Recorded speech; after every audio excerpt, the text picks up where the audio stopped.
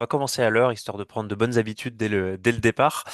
Euh, Juste un mot d'accueil ou d'introduction. Je vois qu'il y a des gens qui continuent à se connecter pour simplement dire donc que nous sommes le premier des lundis quantiques de ce cycle. Alors je sais bien que dans le laboratoire de Dominique, c'est tous les jours lundi quantique. Mm. Mais bon, bah, pour les personnes qui sont connectées aujourd'hui, c'est pas forcément le cas, et c'est le but de ces petites conférences d'une heure.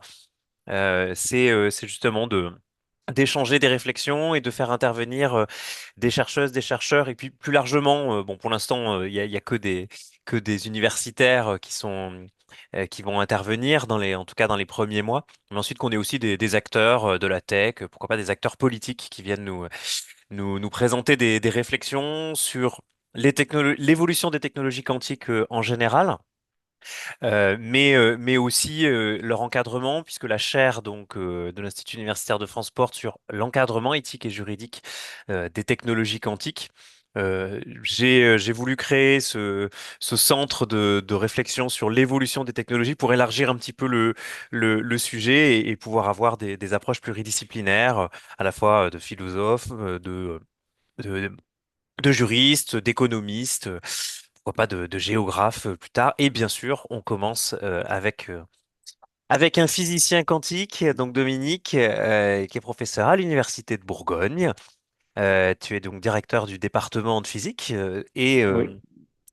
et puis, eh ben, je vais te laisser compléter, puisque je sais que tu voulais parler d'une initiative en particulier. Et j'ai le grand plaisir donc de te laisser la parole. Merci beaucoup d'avoir accepté de donner cette conférence. Donc, l'idée, c'est de parler entre une demi-heure et 40 minutes pour pouvoir laisser D'accord. ensuite, mais c'est toi qui vois, hein, on fait ça de manière assez informelle. Et puis ensuite, qu'on puisse avoir quelques questions-réponses avec les participantes et participants. Je te laisse la main.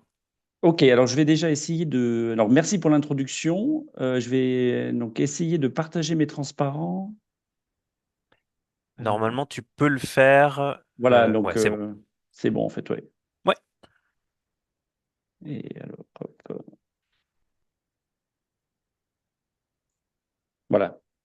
Alors, bonjour à tous. Alors, tout d'abord, je voudrais remercier Raphaël pour l'invitation. Et je pense que c'est voilà, c'est une très, très bonne idée d'essayer voilà, de mixer des réflexions et des travaux à la fois de chercheurs travaillant directement sur les technologies quantiques et puis de chercheurs des sciences humaines qui réfléchissent aux tenants et aux aboutissants de ces nouvelles technologies. Donc, ça, je pense que c'est un sujet à méditer et un sujet extrêmement intéressant.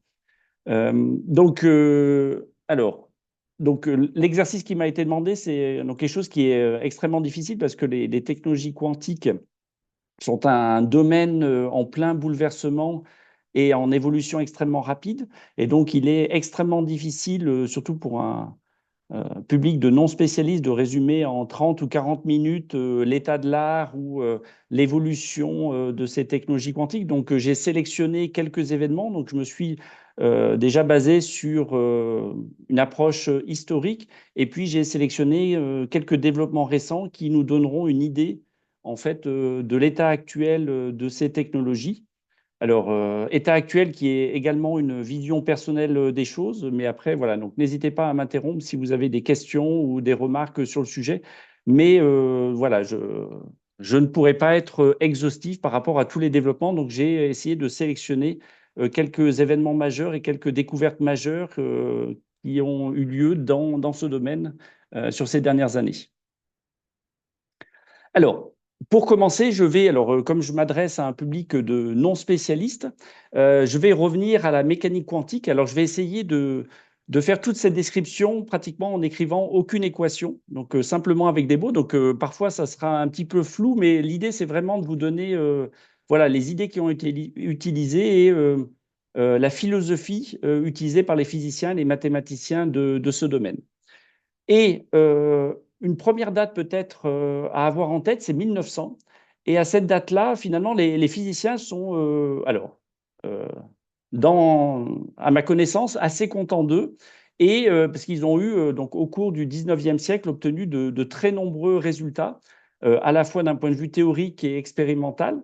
Et cette situation, cette opinion des physiciens par rapport au futur de la physique est résumée donc par un discours de Lord Kelvin, donc, qui avait travaillé notamment, donc, qui est connu pour les températures, donc les degrés Kelvin, et ses travaux en thermodynamique, et où il dit finalement que la physique est un ciel bleu actuellement. Il y a juste deux petits nuages qu'il faudra donc décortiquer et expliquer au XXe siècle, mais finalement, les physiciens du XXe siècle n'auront pas vraiment de travail parce que ceux du XIXe siècle avaient très très bien travaillé. Et malheureusement, quelque part, Lord Kelvin, alors heureusement pour la physique et malheureusement pour lui, c'est un tout petit peu trompé parce que ces deux petits détails qui étaient en fait deux résultats expérimentaux qu'il fallait que l'on n'arrivait pas à expliquer à partir des lois de l'optique et de l'électromagnétisme du XIXe siècle, donc qui était l'expérience de Michelson et Morley et les expériences et l'interprétation du corps noir par Max Planck, vont donner naissance en fait aux deux plus grandes théories du XXe siècle, donc la relativité restreinte par Albert Einstein et la mécanique quantique qui va nous intéresser. Et donc ça, c'est un très bon exemple pour dire qu'il est également extrêmement difficile de préjuger des avancées scientifiques à 10, 20 ans et à plus long terme. Voilà, et donc il faudra rester, voilà, c'est pour ça que je vais rester extrêmement humble et modeste par rapport aux prévisions que l'on pourrait faire, parce que voilà, ça c'est un exemple qu'il faut garder en tête où voilà, donc Lord Kelvin euh, finalement n'avait pas vu ces évolutions importantes. Donc, à l'époque, donc on est donc fin du 19e, début du 20e siècle, tout était bien connu d'un point de vue en termes d'électromagnétisme, de mécanique avec la mécanique de Newton, de l'optique. Mais donc quelques expériences restaient à expliquer, et c'est le premier, Max Planck, donc, pour expliquer donc les observations du rayonnement du corps noir, qui a dû introduire une quantification et une théorie corpusculaire du rayonnement avec la théorie des quanta et la fameuse formule E égale h nu. Et donc ça, c'est la première fois que les physiciens, pour expliquer donc ces données expérimentales, ont dû introduire cette quantification. D'autres phénomènes étaient encore inexpliqués, notamment avec des résultats de spectroscopie, donc d'analyse du spectre de gaz atomiques, soit en absorption, soit en émission. Et là encore, on observait des spectres de raies, donc une quantification. Et ce qui était très intéressant, notamment pour l'atome d'hydrogène, donc ça, c'est des résultats qui ont été obtenus donc à la fin du 19e siècle, début du 20e siècle, par Balmer et Ritz, c'est que l'on a pu quantifier, en fait, cette quantification et quantifier les raies, donc quantifier les longueurs d'onde, les couleurs qui avaient été observées. Donc, une formule qui était complètement empirique à l'époque, avec une constante que l'on a ensuite appelée la constante de Rydberg, qui permettait, en choisissant des entiers petit n et petit m, de repérer en fait les différentes longueurs d'onde et les différentes couleurs du spectre de raies observé. Alors, bien entendu, à partir de ces résultats expérimentaux, la question que se sont posées les physiciens était comment expliquer de telles observations, et un modèle de l'atome était nécessaire pour pouvoir expliquer ces transferts en fait d'un niveau d'énergie fondamental, par exemple, à un niveau d'énergie excitée et l'absorption de photons par l'atome. Et donc ce travail a donné lieu à tout un tas de découvertes, d'hypothèses, avec notamment les résultats de Rutherford, des modèles alors, que l'on appellerait planétaires, où finalement l'atome était représenté par un noyau positif au centre, beaucoup de vide, et des électrons tournant autour de ce noyau. Alors le problème de ce type de modèle-là est qu'en utilisant la théorie classique de l'électromagnétisme, on s'aperçoit qu'un électron, par exemple, tournant le long d'une trajectoire circulaire autour du noyau, doit émettre du rayonnement. En émettant du rayonnement, il va perdre de l'énergie et en fait, il va donc spiraler et tomber sur le noyau. Et donc, on s'aperçoit que là, c'était aussi un autre argument que les physiciens ont pu utiliser, que ce modèle planétaire, ce modèle uniquement basé sur des arguments classiques de la mécanique classique et newtonienne, n'était pas stable. Et donc, ce qui voulait dire que, voilà, comme tout était composé d'atomes, si l'atome en soi n'est pas stable, eh bien, tous les objets qui nous entourent ne sont pas stables, la nature n'est pas stable, voilà, donc les objets ne peuvent pas exister. Et donc, il y avait un problème à régler et à comprendre. Et c'est à cette époque-là que un jeune physicien danois introduit en 1913 donc, le modèle de Bohr. Donc, c'est un modèle qui est resté célèbre alors, parce qu'il a permis de reproduire très, très précisément les observations expérimentales des spectres de Ray. Mais voilà, donc il est basé sur des hypothèses complètement, voilà, donc a priori, sans aucun fondement. Et donc, voilà, donc quelque part, c'est un modèle qui ne reproduit pas du tout la vérité, la réalité des choses.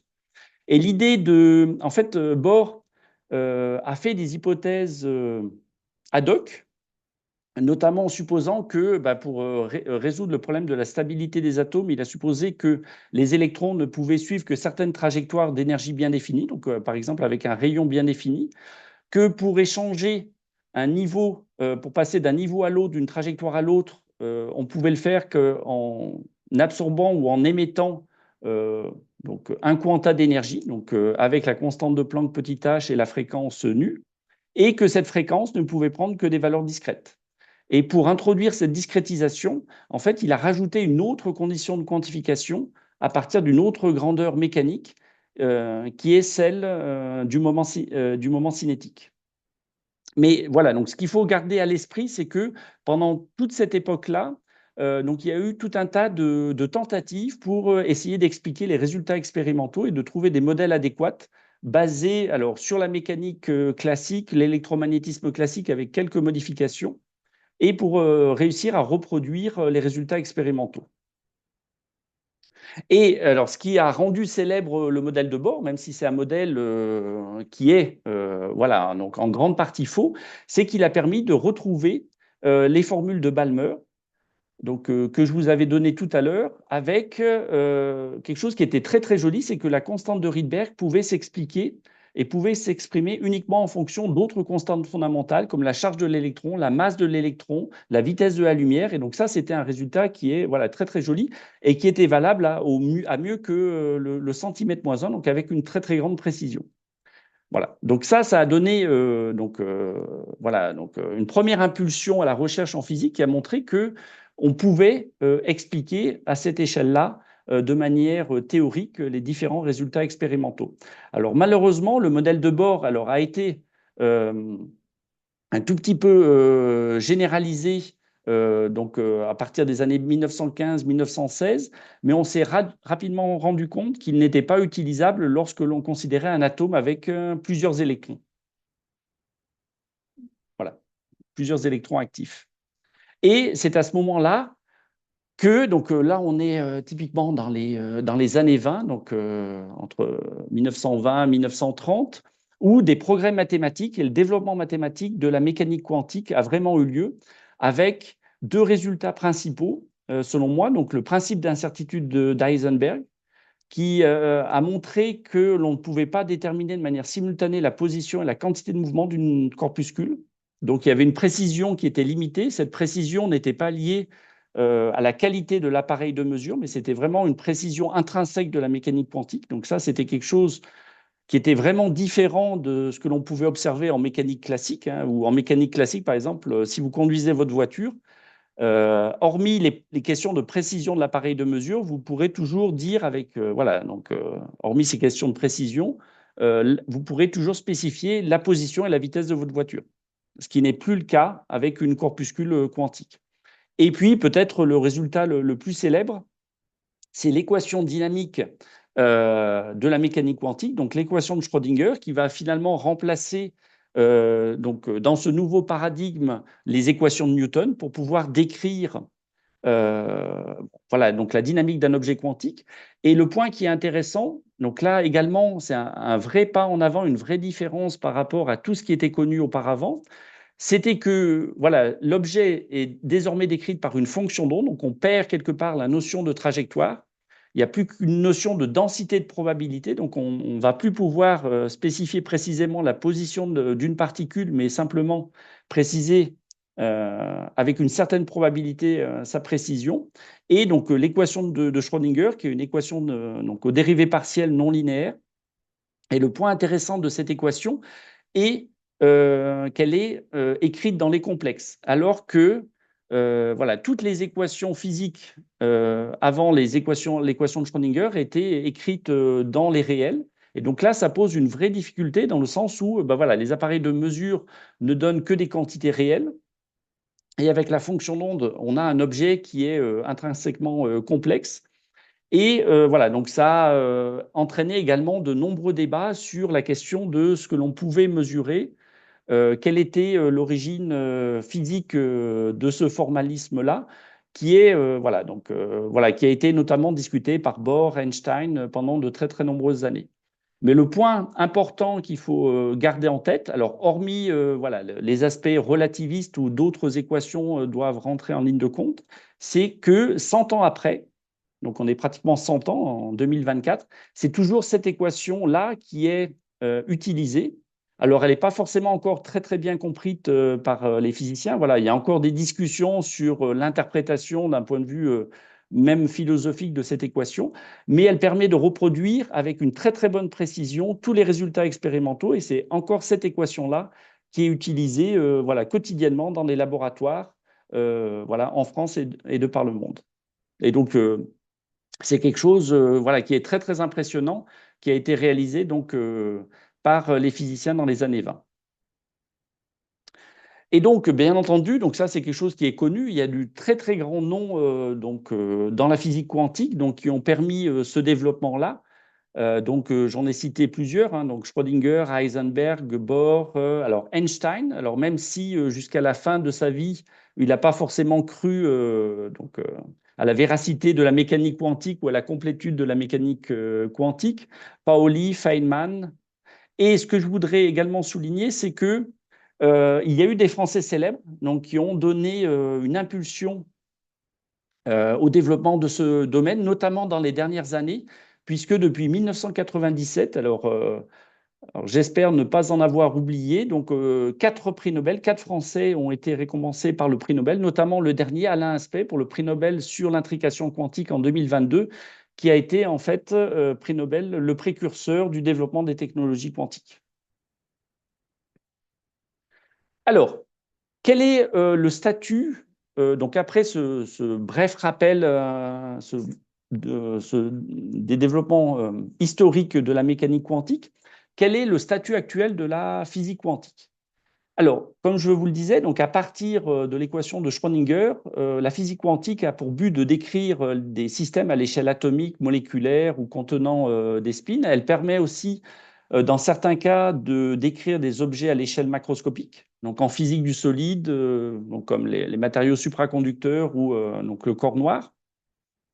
Et finalement, alors peut-être, on va dire jusqu'à la fin du XXe siècle, donc les années 1990-2000, on a connu ce que l'on a appelé la première révolution quantique. Et dans cette première révolution quantique, après le développement de ces outils, donc mathématiques et théoriques, on a les physiciens, les ingénieurs, les chimistes ont tenté d'utiliser donc ces résultats de physique quantique pour mettre voilà, en termes d'application et pour essayer de mettre en œuvre ces découvertes. Voilà, donc pour essayer de créer, pour révolutionner la vie quotidienne et pour essayer de créer de nouveaux objets donc, qui sont extrêmement intéressants. Alors, parmi donc, ces découvertes, on peut mentionner le laser, donc, qui a eu une importance euh, absolument phénoménale dans tout ce qui concerne l'optique, par exemple, les semi-conducteurs, qui sont un élément essentiel en fait de l'électronique et de tous les ordinateurs classiques que l'on utilise. Donc les supraconducteurs, donc qui sont utilisés par exemple en imagerie médicale. La liaison chimique, donc il faut savoir que en fait la chimie a été également donc ce qu'on appelle maintenant donc la chimie quantique a été révolutionnée par les travaux de mécanique quantique parce que on a pu grâce à l'équation de Schrödinger, expliquer tout un tas d'observations empiriques et proposer de nouvelles réactions chimiques, par exemple. Donc ça, c'était la première, c'est ce que l'on a appelé la première révolution quantique. Et à partir des années 2000, alors même si voilà, cette date est encore sujet à discussion et peut-être, voilà, donc avec le recul, on changera un tout petit peu cette distinction, nous sommes a priori entrés dans ce que l'on appelle la seconde révolution quantique. Et l'idée avec cette seconde révolution quantique, c'est de se dire que finalement, de nouvelles applications vont voir le jour Et ces applications vont faire partie de ce que l'on appelle la technologie quantique. Et donc, alors je vais y revenir, mais il y en a plusieurs, comme la cryptographie, les questions de mesure, l'ordinateur quantique. Et c'est un domaine qui est en pleine effervescence, en plein développement, notamment grâce à de nombreux investissements, à la fois publics et privés. Donc, il y a de nombreux investissements académiques, donc en France, en Europe, aux États-Unis, en Chine, mais également privés. Donc, il y a énormément de grandes multinationales comme IBM, Google ou Siemens qui ont investi énormément d'argent pour essayer de développer au plus vite ces technologies quantiques. Alors, la question que l'on se pose est quelle est la différence entre première et seconde révolution et pourquoi parler de seconde révolution quantique? Alors, d'un point de vue, alors pour l'expliquer avec des mots, voilà, ce n'est pas si évident, mais ce que l'on peut dire, c'est que finalement, toutes les applications qui ont eu lieu durant la première révolution quantique, donc qui étaient bien entendu également basées sur la mécanique quantique, ont été basées sur une vision passive de la mécanique quantique et des objets quantiques que l'on utilisait, où finalement ces applications étaient liées quelque part aux caractéristiques de ces objets quantiques. Tandis que lors de la seconde révolution quantique, l'idée est de n'être plus seulement un observateur passif du monde quantique, mais un acteur de ce monde, d'essayer de contrôler, de manipuler en fait les objets quantiques pour essayer de créer, voilà, de contrôler ces systèmes complexes, pour essayer d'arriver à une nouvelle organisation et à décrire de nouvelles technologies. Alors, pourquoi ces technologies quantiques sont-elles si importantes? Parce qu'on pourrait se dire finalement, bon, très bien, on peut essayer de manipuler et contrôler ces objets quantiques, mais quel est l'intérêt? Alors, il y en a plusieurs. Bon, alors, j'en ai résumé deux principaux. Donc, une première idée est que, dû à la miniaturisation des dispositifs actuels, on arrive à l'échelle quantique et des effets quantiques se sont déjà fait sentir, voilà, donc même en termes voilà, de microprocesseurs pour les ordinateurs. Donc on sent que à une certaine échelle, donc à l'échelle atomique, à l'échelle moléculaire, les effets quantiques, on doit décrire donc la nature par la mécanique quantique et on ne peut plus s'en affranchir, parce que sinon il y aura en fait des effets qui ne seront pas prédits par le formalisme utilisé. Donc ça, c'est un premier argument que finalement, si on veut continuer à miniaturiser les objets, hein, on va être obligé d'utiliser ces techniques. Et le deuxième argument, qui est à mon avis encore plus important, est le fait que il y a eu beaucoup de prédictions, donc j'y reviendrai un tout petit peu par la suite, dans les années 80 et 90, et il y en a encore à présent, sur le fait que les lois quantiques devraient permettre d'améliorer très nettement les performances de ces dispositifs. Donc là, on pense tout de suite à l'ordinateur quantique, où a priori, donc en termes de mémoire, en termes de vitesse de calcul, si cet ordinateur fonctionnait un jour, il devrait dépasser très très nettement en fait les capacités et les caractéristiques d'un ordinateur classique, d'un calculateur classique. Voilà. Et d'où, voilà. Donc si on arrivait à mettre au point de tels dispositifs, voilà, donc les avantages seraient énormes par rapport aux dispositifs existants. Et voilà, donc ces avantages sont une des raisons des investissements massifs, à la fois académiques et industriels et privés, dans ce type de technologie. Voilà, donc juste pour résumer, donc la seconde révolution quantique, donc le but n'est pas seulement de comprendre, mais d'essayer de transformer ces effets quantiques fondamentaux, qui sont désormais quelque part bien compris depuis une centaine d'années, dans des nouvelles technologies, les technologies quantiques.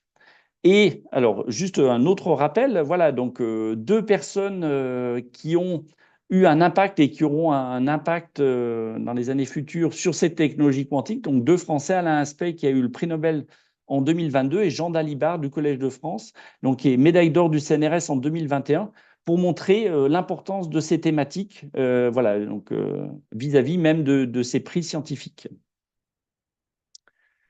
Alors, je vais ensuite rentrer un peu plus dans le détail des technologies quantiques. Donc, c'est un domaine qui est déjà qui s'est développé, on va dire, depuis une trentaine d'années et qui s'est déjà divisé en une série de sous-domaines, donc qui est décrit par ce schéma. Donc, sous-domaines, donc avec plusieurs champs de recherche, comme le champ de recherche de la communication, de la cryptographie. Donc, le champ de recherche du calcul quantique, donc ça, c'est typiquement lié aux ordinateurs quantiques. Le champ de recherche des simulations quantiques. Donc là, l'idée, c'est d'essayer d'utiliser un système quantique complexe pour simuler la dynamique d'un autre système quantique complexe que l'on ne pourrait pas calculer avec un ordinateur classique, par exemple. Et enfin, le domaine du sensing ou de la métrologie, où là, l'idée, c'est d'essayer de mesurer soit des constantes fondamentales, soit des paramètres d'un système avec beaucoup plus de précision. Et on peut montrer que, avec la mécanique quantique, on peut améliorer très nettement la précision de ces mesures. Alors, une des difficultés de ces technologies quantiques, c'est que ça reste un champ de recherche extrêmement interdisciplinaire avec, alors j'en ai oublié, hein, mais voilà, beaucoup de physiciens, de chimistes qui travaillent sur le sujet, de mathématiciens, parce qu'il y a beaucoup de questions mathématiques qui se développent, d'informaticiens, bien entendu, voilà, donc avec un nouveau domaine qui est l'informatique quantique, et puis bien entendu d'ingénierie, parce qu'il va falloir faire fonctionner de nouvelles plateformes, de nouveaux dispositifs pour pouvoir développer ces technologies quantiques. Et c'est également pour cela, donc ça c'est également le but de la plupart des universités en France et de par le monde, c'est d'essayer de favoriser le développement, l'éducation dans ces nouvelles technologies, pas seulement en termes, alors on pense tout de suite en termes de doctorat, de recherche académique, mais également en termes d'ingénierie pour, voilà, parce que c'est des choses qui devront être à un moment appliquées, donc de développement de start-up, de développement d'entreprises et de développement industriel sur le sujet. Et alors, une des difficultés des technologies quantiques, c'est que on est seulement au début de l'histoire. Et en fait, il y a encore tout un tas de plateformes expérimentales qui sont testées. Et on n'est pas sûr du tout de voilà, la plateforme optimale, quelle sera finalement la plateforme à utiliser. Donc, certaines plateformes ont voilà, donc, des avantages et des inconvénients par rapport aux autres. Donc, parmi les plateformes intéressantes, on peut mentionner donc, tout ce qui concerne donc, les supraconducteurs, donc, avec des circuits intégrés. Donc, ça, c'est ce qui ressemble le plus à un ordinateur classique. Mais il y a également beaucoup de propositions à la fois théoriques et expérimentales avec des atomes froids, notamment des atomes qui sont piégés dans des réseaux optiques. Et voilà, il y a d'autres propositions avec des ions piégés dans des cavités, avec ce que l'on appelle donc, des centres NV. Donc c'est pareil, donc, c'est des propriétés de spin euh, de certains composants solides que l'on essaye d'utiliser, que l'on peut manipuler pour, voilà, pour les transformer en technologie quantique. Alors, je vais, moi, plutôt m'intéresser. Alors, on pourrait faire un exposé sur chacun des domaines. Et j'ai choisi peut-être alors celui qui est le plus connu du grand public, qui est celui du calcul quantique. Voilà. Et puis, c'est celui peut-être qui aura le plus d'impact par la suite, au moins voilà, pour la vie quotidienne des gens. Et l'idée du calcul quantique, donc ça a été une proposition qui a été faite par Richard Feynman au début des années 80, donc qui était très connu pour ses travaux notamment en électrodynamique quantique, et qui a réfléchi donc sur les questions d'ordinateur quantique donc à la fin de sa vie, donc dans les années, au début des années 80. Et son idée elle était la suivante, c'était que certains systèmes quantiques étaient trop complexes pour être simulés par des ordinateurs classiques. Et la seule façon d'arriver à simuler leur dynamique, c'était d'utiliser les lois de la mécanique quantique. Et c'était finalement d'essayer, alors c'est une idée donc, précurseur de l'ordinateur quantique, parce que finalement l'ordinateur quantique, c'est simplement un objet quantique, un ensemble, un système extrêmement quantique extrêmement complexe que l'on utilise pour essayer de simuler la dynamique ou de calculer voilà, des grandeurs et de remplacer finalement l'ordinateur classique. Donc cette idée initiale, donc, qui a eu lieu au début des années 80, a finalement engendré une transition très rapide de la science fondamentale vers les applications. puisque quelque part, l'ordinateur quantique est pratiquement devenu réalité 40 ans après. Et pour vous montrer la rapidité de cette évolution, alors j'ai sélectionné deux articles sur les premières réalisations d'un algorithme quantique, donc en résonance magnétique nucléaire avec seulement 2 qubits, donc où le qubit c'est ce qu'on appelle le bit quantique, donc c'est l'objet fondamental qui remplace un bit classique pour un ordinateur. On est en 1998. Donc là, c'est vraiment juste des preuves de principe expérimentales et on cherche donc en résonance magnétique nucléaire, c'est simplement donc voilà des molécules en phase liquide. C'est des choses voilà donc qui étaient bien maîtrisées à l'époque, mais qui étaient voilà somme toute assez simples par rapport à ce que l'on est capable de faire maintenant. Jusqu'à 2019 où donc Google, donc le laboratoire associé à la multinationale Google, publie un article. Alors, il y a eu également de nombreux articles de presse sur le sujet. Publie un article dans la revue Nature, donc sur la suprématie quantique. Et donc, ils prétendent dans cet article qu'avec leur ordinateur, donc en 2019 composé de 53 qubits, ils ont atteint ce que l'on appelle la suprématie quantique. Et alors ça, c'est un mot que les physiciens aiment beaucoup utiliser pour dire que on a cette suprématie. Ça veut simplement dire que on est capable, avec un ordinateur quantique, de réaliser des calculs qu'un ordinateur classique ne pourrait pas réaliser. Et dans cet exemple, donc avec leur processeur, donc à l'époque de 53 qubits, mais pour vous montrer l'évolution, on est actuellement aux alentours de 300 à 400 qubits. Donc, ils utilisent leur ordinateur. Alors, c'est une preuve de principe. Ce n'est pas forcément un exemple qui a un intérêt extrêmement pertinent pour des applications, comme un générateur de nombres aléatoires quantiques. Et l'idée, c'est d'essayer de déterminer la probabilité de distribution de ce générateur. Et ils montrent que, en seulement 200 secondes, ils sont capables d'avoir une très très bonne estimation de cette probabilité de distribution. Et ils prétendent, dans leur article, qu'un ordinateur classique, donc avec différentes estimations, voilà, que l'ordinateur classique mettrait 10 000 ans pour estimer cette probabilité de distribution. Et donc, c'est dans ce sens-là que on parle de suprématie quantique, où l'ordinateur quantique serait le seul à être capable de faire ce type de calcul-là, et ce qu'un ordinateur classique ne pourrait pas faire, ou alors en un temps extrêmement long. Alors, il y a eu et il y a toujours des controverses par rapport à ces résultats et par rapport à l'utilisation des ordinateurs quantiques, parce que donc, alors quelques mois après, donc IBM a publié plusieurs articles, notamment par rapport à l'algorithme classique qui avait été utilisé pour prédire les 10 000 ans, utilisé par Google. Et IBM a conjecturé en utilisant un meilleur algorithme que seulement 2,5 jours étaient nécessaires pour calculer cette probabilité de distribution.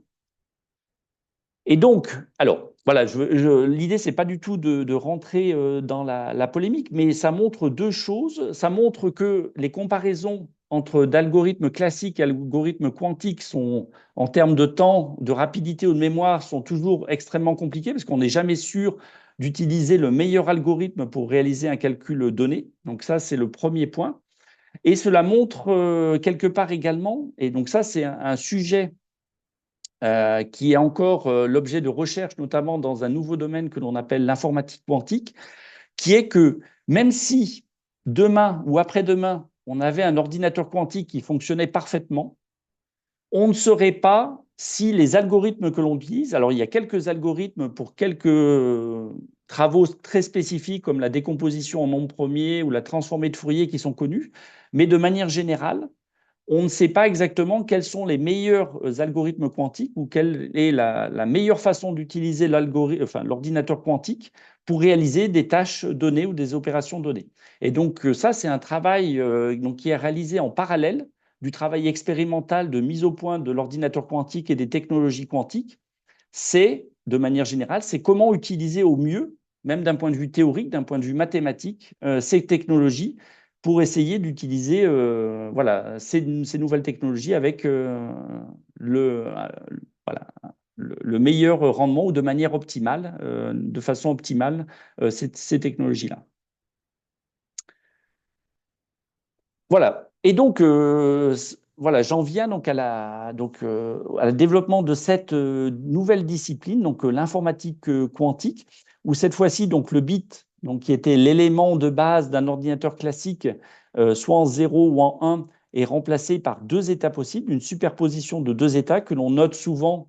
Alors ça, c'est voilà, des notations de physiciens avec une barre et un crochet qu'on appelle ket, voilà, qui sont des éléments d'un espace mathématique, un espace de Hilbert. Et donc, c'est finalement le mariage, en fait, de l'informatique, de l'automatique, des mathématiques appliquées, de la physique quantique. Comment utiliser au mieux ces nouveaux outils pour réaliser voilà, les opérations de la meilleure, enfin, de la façon la plus efficace possible. Et un autre point qui est intéressant par rapport à l'ordinateur quantique, alors quelques idées, c'est de se dire pourquoi est-ce que l'ordinateur quantique finalement est aussi rapide et pourquoi est-ce que l'on a cet avantage quantique ou cette suprématie quantique. Alors oui, alors je ne l'ai pas dit. Donc les physiciens parlent de suprématie quantique lorsque vraiment voilà, le temps où l'efficacité de l'ordinateur quantique par rapport à un ordinateur classique est vraiment très très important, et simplement davantage quantique lorsque voilà, cette amélioration est nette, mais pas forcément complètement définitive. Voilà. Et donc la question est pourquoi est-ce qu'en informatique quantique, on peut avoir un tel avantage avec l'ordinateur quantique par rapport à l'ordinateur classique? Et ça, c'est lié à la structure même de la mécanique quantique et au fait que l'on puisse avoir des superpositions d'états en mécanique quantique et que finalement, quelque part, on peut considérer, voilà, parce qu'en mécanique classique, soit le bit est dans l'état 0 ou dans l'état 1, avec un bit quantique, en fait, on va avoir une superposition en même temps de l'ensemble des états 0 et 1, en fait, de l'ensemble des états possibles d'un qubit. Et finalement, grâce à cette superposition, on va pouvoir réaliser avec un seul qubit ou avec plusieurs qubits une sorte de calcul parallèle qui nécessiterait, avec un ordinateur classique, un ensemble d'ordinateurs classiques que l'on devrait connecter et que l'on devrait faire fonctionner en parallèle, tandis qu'avec un ordinateur quantique, finalement, avec simplement un nombre restreint de qubits, on peut réaliser intrinsèquement dans ce système un calcul parallèle. Et ça, c'est une façon d'expliquer avec les mains, en fait, l'avantage que l'on a avec un ordinateur classique, quantique par rapport à un ordinateur classique. Alors, cet avantage-là, bien entendu, a des inconvénients. Alors, oui, donc, alors, juste peut-être un mot pour revenir à l'informatique quantique, donc, qui avait été, donc, après la découverte principale de Richard Feynman, avait été théorisée par David Deutsch.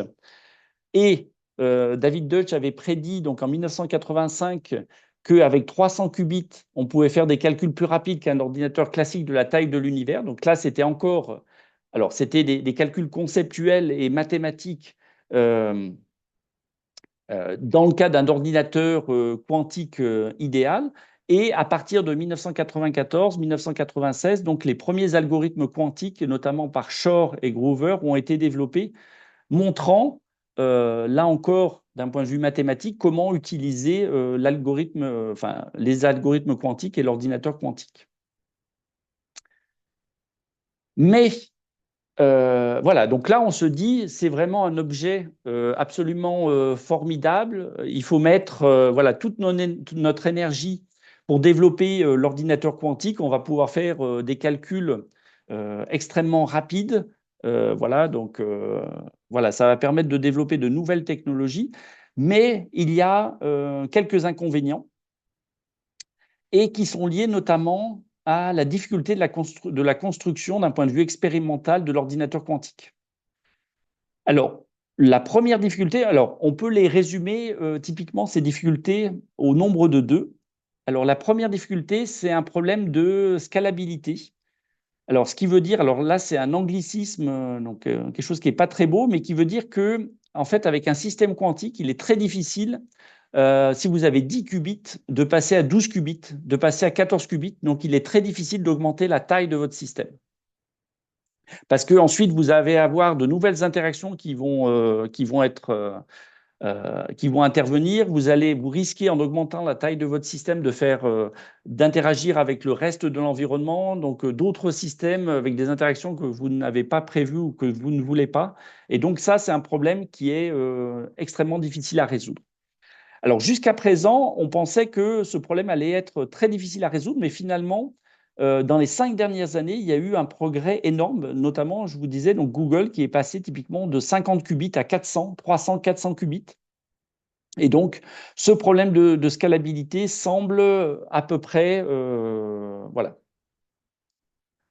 Bon, alors c'est toujours difficile de prédire l'avenir, mais voilà, donc semble à peu près sous contrôle, et on est capable maintenant d'avoir pratiquement 300 ou 400 qubits dans les dispositifs expérimentaux.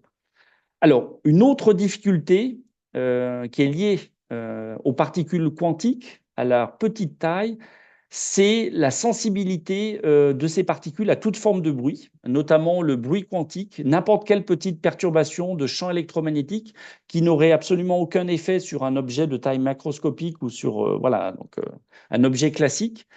Là, ça peut mener à des effets de décohérence. Donc la décohérence va vous faire perdre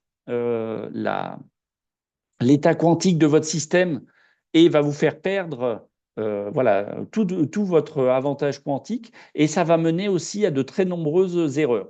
Et donc ça, c'est une des difficultés principales de la construction de l'ordinateur quantique, c'est qu'on n'est pas capable pour l'instant de faire un ordinateur quantique idéal, comme l'avaient imaginé Feynman et les autres mathématiciens. Et c'est encore quelque chose qui est très difficile. Il faut souvent travailler à très très basse température. Donc quand je dis très basse température, ça peut être de l'ordre du nano-Kelvin ou du micro-Kelvin, hein, au-dessus du zéro absolu. Donc c'est vraiment des choses qui demandent une expertise particulière, qui demandent un grand nombre d'ingénieurs et de chercheurs pour faire fonctionner. Et donc c'est quelque chose qui reste très difficile. Et l'idée des chercheurs actuellement, c'est de ne pas essayer de construire un ordinateur quantique idéal, comme l'avait imaginé Feynman ou d'autres dans les années 80 et 90, mais ce que l'on appelle un ordinateur quantique bruité, où on admet qu'on va avoir du bruit, on va avoir des erreurs, on va avoir des perturbations liées à l'interaction avec l'environnement, mais du fait d'un très très grand nombre de qubits, on va pouvoir utiliser des codes de correction d'erreurs qui vont permettre de corriger en partie ces erreurs.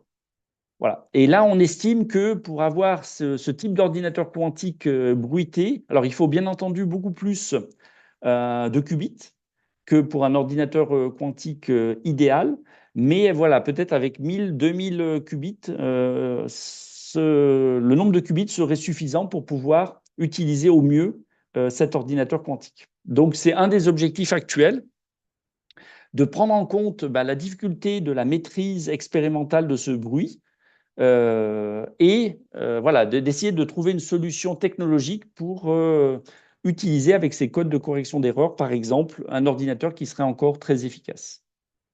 Donc voilà, tout ça pour vous dire que malgré les premiers résultats de Google et de d'autres groupes, on est, je pense, simplement au début de l'histoire, et qu'il y aura encore de nombreuses découvertes par la suite. Alors, voilà, donc juste peut-être un dernier mot, et puis après, voilà, je vais m'arrêter. Donc, simplement, alors, c'est pour parler de ce que nous, on fait donc en Bourgogne-Franche-Comté, donc à Dijon et à Besançon. Donc, on essaye également, donc c'est le cas dans de nombreuses universités françaises, de développer des technologies quantiques, à la fois d'un point de vue physique, au niveau expérimental et théorique, mais également en mathématiques et en informatique, où on collabore également avec des gens donc, travaillant sur le machine learning ou l'intelligence artificielle. Et puis, mon travail à proprement parler dans les technologies quantiques, donc je travaille d'un point de vue théorique sur ce que l'on appelle la théorie du contrôle, qui a pour but de réaliser des opérations de base via des champs électromagnétiques, donc des champs électriques, des champs magnétiques mis en forme, pour essayer de réaliser les opérations de base d'un ordinateur quantique, d'une simulation quantique, voilà, donc, de sensing, pour essayer d'améliorer donc, la précision des mesures de métrologie. Et donc ça, c'est sur quelque chose sur lequel on travaille et dont on a besoin pour en fait toutes les technologies quantiques pour réaliser chaque brique de base. En particulier, notamment, ce que l'on peut faire, c'est utiliser ces outils de contrôle pour essayer de rendre les opérations robustes vis-à-vis du bruit ou d'autres imperfections du modèle. Voilà. Et je vais m'arrêter là parce que la suite, donc, ça sera l'objet d'un second exposé donc, où on travaille sur les atomes froids et donc où on pourra, je vous montrerai comment, à partir de la théorie du contrôle notamment, on peut manipuler au mieux les atomes froids et les condensats de Bose-Einstein. Excellent, merci, un Voilà. grand merci Dominique pour cet exposé, c'était vraiment passionnant, enfin, c'était J'ai fascinant Oui, oui. Bon, à c'est la juste une introduction, hein, parce qu'en 40 minutes, 45 minutes, voilà. Donc, Ouais, ouais, forcément, c'est ouais. difficile de faire plus qu'une intro, mais comme il y a beaucoup de monde parmi les personnes connectées qui, comme moi, n'y connaissent pas grand-chose, voire rien du tout en physique et a fortiori en physique quantique, c'était vraiment important de revenir sur tous ces éléments. Et en plus, c'est du point de vue des sciences sociales, c'est assez fascinant, je trouve, du point de vue de l'histoire des sciences, Ah oui, oui, du point tout de vue ce de que tu l'histoire, oui, as. oui. Oui, Tout ce que tu as exposé, le fait que finalement c'est en passant par le fait par la miniaturisation qu'on n'a plus le choix, et donc c'est oui, euh, une avancée du point de vue ouais, de l'histoire. Et puis c'est très intéressant ton avertissement de départ, je crois, qui oui. disait que finalement il y a une grande difficulté à préjuger des évolutions de la connaissance physique à 10, 20 ans. Donc Oui, oui. finalement, Alors, ouais, ce que je n'ai pas dit, c'est que donc, Google et IBM donc, alors, prétendent, donc, parce qu'il y a eu de nombreux articles de presse, prétendent qu'en 2030, leur ordinateur quantique, alors sans doute l'ordinateur bruité, serait prêt pour une d'accord. utilisation courante. Voilà, à plein potentiel. Donc voilà, c'est pour ça que si jamais l'ordinateur quantique, voilà, si les recherches continuent à ce rythme, on est vraiment proche dans 5 ans, 6 ans, peut-être 10 ans Mhm. de cet ordinateur quantique. Et c'est pour ça que voilà, donc toutes les réflexions qui peuvent entourer le développement de ces technologies sont vraiment très très importantes. Et c'est pas des réflexions à long terme, hein, c'est des questions que l'on pourrait avoir à se poser dans les 10 prochaines années, je pense. Voilà. Alors peut-être 20, voilà, c'est toujours très compliqué de donner une date, mais je pense que voilà, On ça, est plutôt dans une logique d'accélération si on en croit Oui, à oui. la fois les Alors, investissements qui sont portés et puis l'effet d'accumulation oui, d'annonces de oui. découvertes. Alors il y a des annonces qu'il faut prendre avec précaution, Oui, il oui, y en a voilà, parce régulièrement, mais que non, c'est certain. Non, non, et puis il y a beaucoup alors, d'investissements et d'intérêts, alors à la fois industriels, à la fois également militaires, parce qu'il ne faut pas se cacher non plus que notamment pour les applications en cryptographie, voilà, donc il y a des applications militaires qui pourraient voir le jour, parce que si on est capable avec un ordinateur quantique, on pourrait décoder tous les codes de sécurité qui sont actuellement utilisés. Et donc tout ça fait que voilà, il y a un foisonnement d'idées, d'efforts qui sont faits dans cette direction-là, même si c'est toujours difficile. Voilà, donc on va peut-être se rendre compte dans 2 ans, 3 ans, qu'il y a un blocage et qu'il faudrait une nouvelle idée pour contourner ce blocage-là. C'est voilà, c'est pour ça que j'aime bien commencer par la phrase de Lord Kelvin, mhm. parce que voilà, lui, voilà, c'était 1900 et Albert Einstein, c'est 1905. Donc voilà, c'était pas non plus 50 ans avant la découverte de la relativité restreinte, c'était 5 ans. Donc voilà, donc il est très facile, c'est extrêmement difficile de prédire l'avenir et l'évolution de telles découvertes scientifiques. Très bien. Alors, il reste une petite dizaine de minutes dans l'heure qui était attribuée à ce moment de rencontre. Je vais aussi laisser les participants poser éventuellement des questions. Moi, j'en avais noté quelques-unes. Alors, je vais en garder puisqu'on aura la chance de te réécouter. Donc, sur les Oui, atomes oui. froids et sur les résultats que vous avez sur les atomes froids, je crois que c'est en janvier que tu vas En revenir. janvier, oui, oui. Donc je garde les questions là-dessus, mais peut-être quelques questions sans doute de base, hein, vraiment. Mais la première question que j'avais, c'était est-ce que l'ordinateur quantique tel qu'il est pensé actuellement, donc les processeurs quantiques, est-ce qu'ils font intervenir uniquement la superposition quantique ou également l'intrication? En gros, est-ce que les qubits ils sont nécessairement intriqués pour que ça fonctionne, Oui, oui, ils doivent être nécessairement intriqués en fait, hein. Donc là, je n'en ai pas parlé parce que c'est quelque chose qui est Mhm. difficile à expliquer en fait sans Sans sans formule, ouais. équation, sans formule.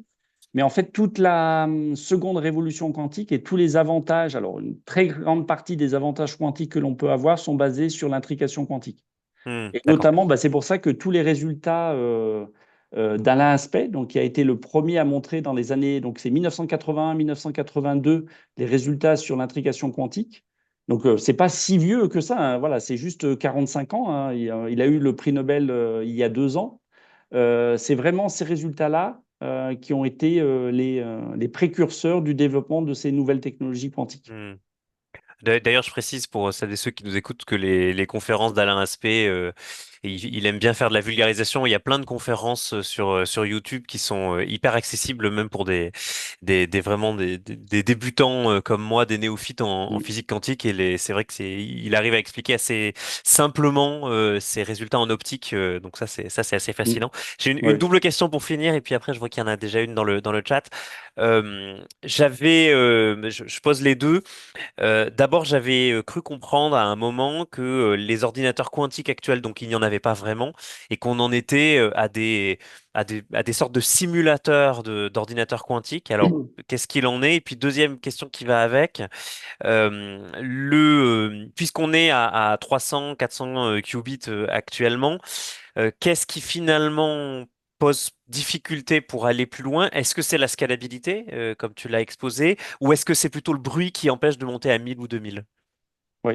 Bah, donc pour la dernière question, donc alors si on avait juste 300 qubits, comme l'a prédit Deutsch, si on avait 300 qubits idéaux sans aucun problème, en fait, ça serait suffisant, on pourrait s'arrêter là. Et typiquement, on pourrait faire tous les calculs que l'on veut avec un ordinateur quantique. Mhm. Donc, c'est vraiment ces problèmes de bruit quantique qui, à mon avis, sont le facteur le plus limitant actuellement et le plus difficile. Parce que les 1000 qubits, alors, je crois que voilà, peut-être en 2030, on les aura atteints, voilà, peut-être même avant. Donc ça, je ne pense pas que ça sera vraiment un problème. Mais la question est d'arriver à les manipuler, arriver à faire des opérations suffisamment précises pour éviter les perturbations, pour éviter Mhm. le bruit. Et c'est ça la plus grosse difficulté en fait actuelle et le facteur limitant d'un point de vue expérimental. Et ensuite, alors, il existe les deux types d'ordinateurs quantiques, hein, donc des simulateurs, alors qui seraient basés sur un ordinateur classique, mais qui reproduirait, voilà, donc des calculs faits par des ordinateurs quantiques. Mais il existe réellement en fait des ordinateurs quantiques, et notamment, voilà, donc il y a un ordinateur qui est accessible en ligne, c'est sous le site web, donc c'est Qiskit, donc d'IBM, et on peut faire des calculs. Alors, sur une partie très limitée de l'ordinateur quantique avec 2-3 qubits.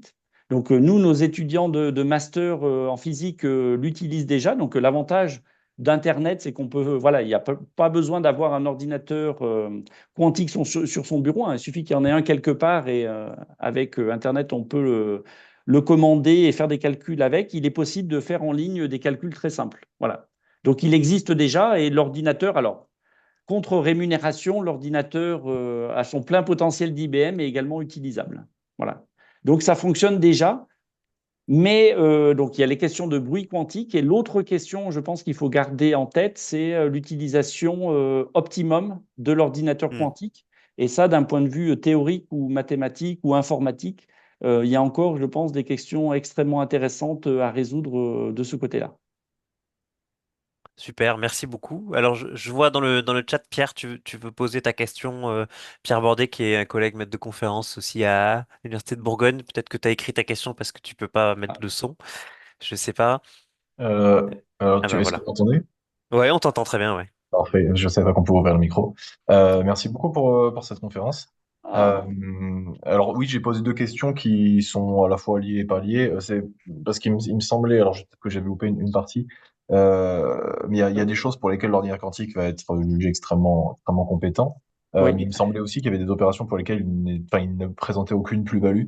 Ou alors il était contre-productif. Et la deuxième question, c'était vraiment cette idée de, parce que je travaille sur la blockchain et c'était des réflexions qui sont sur ce sujet-là où on parlait de méthodes de cryptographie qui seraient quantique proof. Enfin, je ne sais pas justement d'un point de vue technique ce qu'il en est et si vous pourriez nous éclairer là-dessus. Alors, oui, alors ça, c'est une très bonne question. Alors, je ne suis pas spécialiste de ces deux questions. Alors, donc pour l'instant, il est clair qu'il y a simplement un nombre très limité d'algorithmes où on sait qu'en utilisant l'ordinateur quantique, on va avoir un avantage, comme la décomposition en nombres premiers ou donc la transformée de Fourier. Mais il est clair que pour beaucoup d'opérations, on ne sait pas encore quelle serait la meilleure façon d'utiliser l'ordinateur quantique et si on aurait vraiment un avantage à utiliser l'ordinateur quantique. Parce que effectivement, si le gain est très très faible, le coût d'utilisation, le coût de construction, le coût de la mesure, finalement, ne serait pas forcément intéressant par rapport à voilà, un gain mineur que l'on pourrait avoir avec un ordinateur classique. Et l'autre difficulté que l'on va avoir avec l'ordinateur quantique, c'est que les progrès continuent avec l'ordinateur classique. Notamment, voilà, moi, quand j'ai débuté mes travaux de recherche au début des années 2000, on avait besoin de supercalculateurs pour réaliser certains calculs de contrôle ou certaines simulations quantiques. 20 ans après, on peut les réaliser pratiquement sur un ordinateur portable sur son bureau. Et donc, on se rend compte que, voilà, sans doute dans 20 ans, les ordinateurs, alors sauf si vraiment les problèmes de miniaturisation interviennent, mais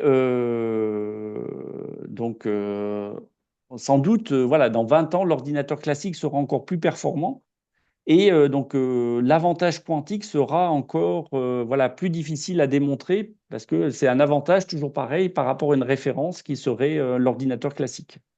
Voilà. Donc tout ça pour dire que voilà, c'est pour ça que voilà, je vais être très honnête et ne pas du tout dire que voilà, dans 10 ans, tout devrait être fait avec l'ordinateur quantique. Il y a des promesses qui sont extrêmement alléchantes, voilà, donc qui sont extrêmement intéressantes, mais les choses restent encore à démontrer de manière systématique et voilà, sur tout un tas d'exemples pour montrer vraiment son efficacité. Merci Voilà. beaucoup. Est-ce qu'il y a éventuellement une autre question dans le public?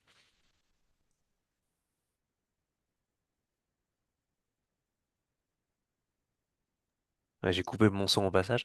J'ai pas l'impression qu'il y en ait de nouvelles questions. Donc ça veut dire que c'était vraiment très très clair. En tout cas, moi, Bon. j'ai trouvé que c'était vraiment passionnant. Donc merci encore. Je trouve que c'est une belle réussite pour ce premier lundi quantique en format réduit. Ça permet à chacun de se connecter une petite heure pour entendre parler de technologie quantique après le repas. Et c'est pas mal. Donc merci beaucoup vraiment à Dominique et à tous les collègues du laboratoire ICB qui vont un peu se succéder pour intervenir et partager leurs connaissances.